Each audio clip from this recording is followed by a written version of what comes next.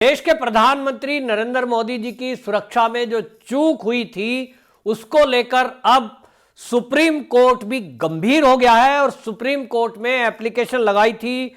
जो एडवोकेट है मनिंदर सिंह, उन्होंने बाकायदा ये एप्लीकेशन लगाई थी कि देश के प्रधानमंत्री की सुरक्षा में काफी चूक हुई है और एक षड्यंत्र की तरफ इशारा हो रहा है, क्योंकि चूक अगर कोई मान लेता कि वहां प्रदेश के मुख्यमंत्री, डीजीपी या मुख्य सचिव कोई इसमें सामने आता और चूक मानता तो समझ में आता, लेकिन जिस तरह की बातें सामने आई उसमें लग रहा है कि यह एक बहुत गहरा षड्यंत्र है। इस पर आपको बताएं, सुप्रीम कोर्ट के चीफ जस्टिस एनवी रमन्ना ने बाकायदा यह पूछा कि ये आपकी इस बात में क्या आधार है कि इसमें कोई हुआ है, इसके बारे में कोई पॉइंट बताइए।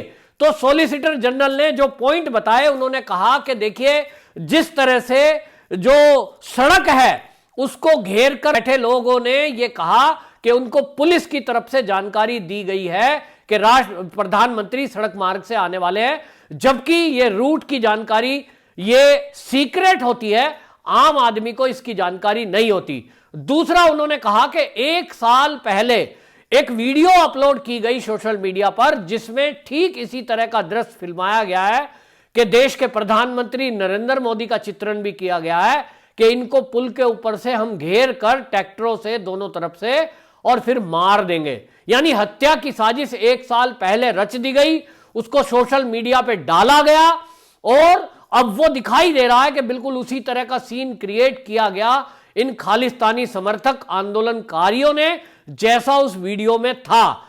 तीसरा पॉइंट यह बताया गया सॉलिसिटर जनरल द्वारा कि जो गुरुपतवंत सिंह पन्नू है, उसका वीडियो पूरे पंजाब में वायरल हो रहा था और उस क्षेत्र में जहां मोदी जी की रैली थी और यह कार्यक्रम था, जहां यह गाड़ी रोकी गई, वहां पहले से ही भटिंडा के एरिया में वो वीडियो बहुत ज्यादा वायरल हो रहा था, जिसमें पन्नू कह रहा है कि मोदी का रास्ता रोकना है और हमको रैली को विफल करना है।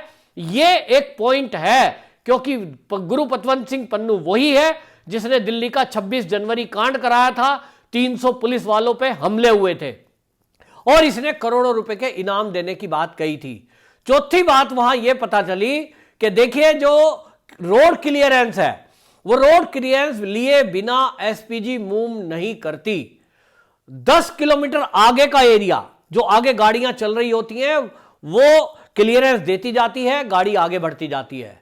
जहां भी आगे कहीं पॉइंट पे रुकावट दिखाई देती है, एसपीजी तुरंत अपने दस्ते को वहां से कहीं इधर उधर मोड़ देती है, अल्टरनेट मार्ग पर ले जाती है, जो कि एसपीजी को पहले से पता होता है, क्योंकि उसने पूरे एरिया की रेकी की होती है कई बार।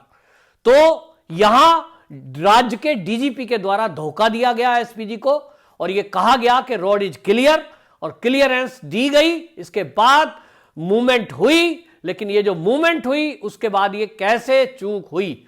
चौथा पॉइंट ये है कि जो आंदोलनकारी हैं वो बाकायदा मीडिया में ये बयान दे रहे हैं कि हमें तो पुलिस ने ही जानकारी दी थी, लेकिन जिस पुलिस वाले की ड्यूटी वहां लगी थी, एसएसपी जिसको जिम्मेदार माना जा रहा है, उस एसएसपी का भी बयान मीडिया में ये आया।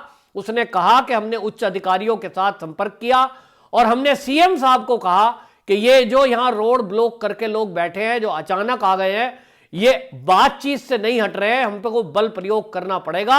इस पर जो पंजाब के सीएम हैं चरणजीत सिंह चन्नी, उन्होंने मना कर दिया कि आपको बल प्रयोग नहीं करना है।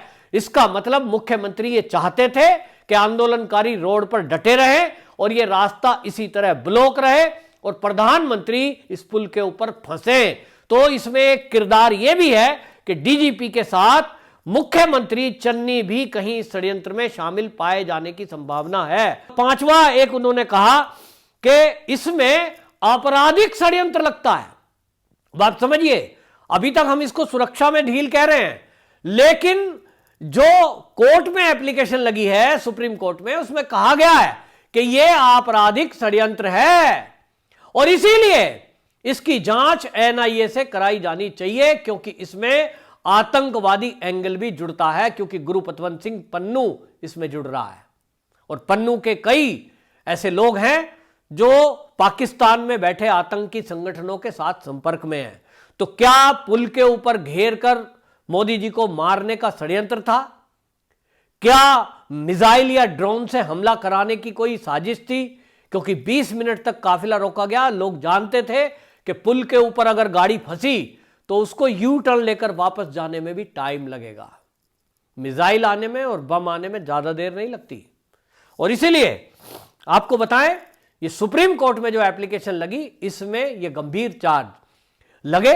एक और इसमें पॉइंट बताया गया सुप्रीम कोर्ट को, और वो कहा गया कि जो मुख्यमंत्री जी और राज्य के डीजीपी और राज्य के मुख्य सचिव, ये 3 व्यक्ति, ये प्रोटोकॉल में है कि वो प्रधानमंत्री जब किसी प्रदेश में जाता है तो वहां प्रदेश के मुख्यमंत्री, मुख्य सचिव और डीजीपी तीनों जने उनको रिसीव करने के लिए एयरपोर्ट पर जाते हैं।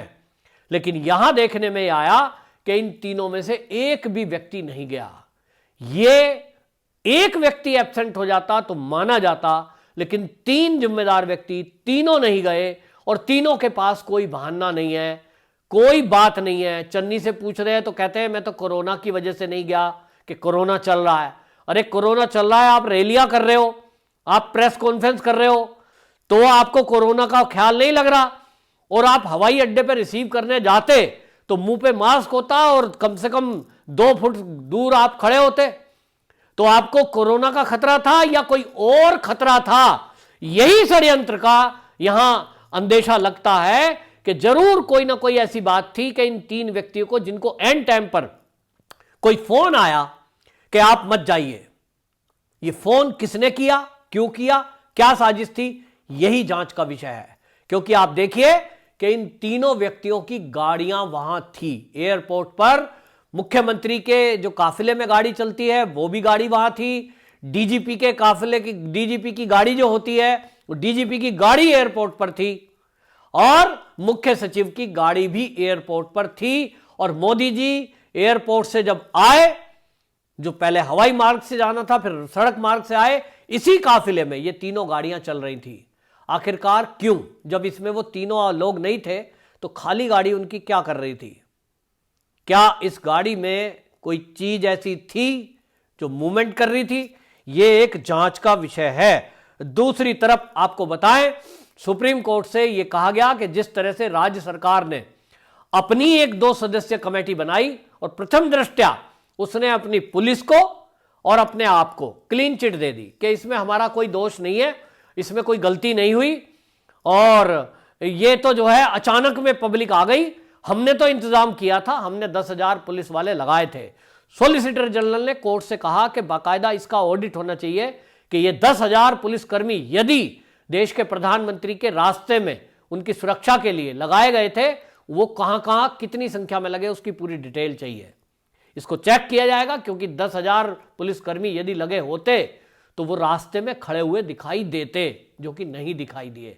यही षड्यंत्र, और इसीलिए सुप्रीम कोर्ट ने, आपको बताऊं, मामले को गंभीरता से लिया, और सुप्रीम कोर्ट ने अब इस पूरे केस को सुनने के बाद जो टिप्पणी की कि उन्होंने कहा कि प्रधानमंत्री की सुरक्षा से जुड़ा हुआ मामला है, और इसीलिए उन्होंने सबसे पहले स्टे लगाया है। राज्य सरकार की जो 2 सदस्य कमेटी थी उस पर रोक लगा दी है कि आप जांच नहीं करेंगे, क्योंकि जांच को प्रभावित कर सकते हैं, सबूतों से छेड़छाड़ हो सकती है। दूसरी तरफ उन्होंने जो चंडीगढ़ हाई कोर्ट है उसके रजिस्ट्रार को आदेश दिया सुप्रीम कोर्ट ने कि आप सारे सबूत और कम्युनिकेशन का जो भी एविडेंस है वो सारा का सारा रिकॉर्ड प्रिजर्व करने का काम करें तत्काल। तो आदेश हुए, तत्काल उस पर इंप्लीमेंट होगा, और वो अब सबूत जुटाए जाएंगे और वो सबूत अब सुप्रीम कोर्ट में रखे जाएंगे। ये एप्लीकेशन लगाई गई है तुरंत भी। दूसरी तरफ आपको बताएं कि इस मामले में राज्य सरकार यानी कांग्रेस सरकार, उसकी जो भूमिका है वो बड़ी संदिग्ध लग रही है, क्योंकि पहले ही दिन से, ये दुर्घटना के बाद से, जब से ये बयानबाजी आ रही है, सारे कांग्रेसी पहले तो कह रहे थे हाउस द जोश, उसके बाद कहते हैं कुर्सियां 700 खाली थी, मोदी जी इसलिए वापसी गए। ये एक बड़ी मजाक की बात है कि वो 700 कुर्सियां गिनी किसने? ये 700 कुर्सी का मुद्दा क्या है? ये 700 का आंकड़ा क्या है?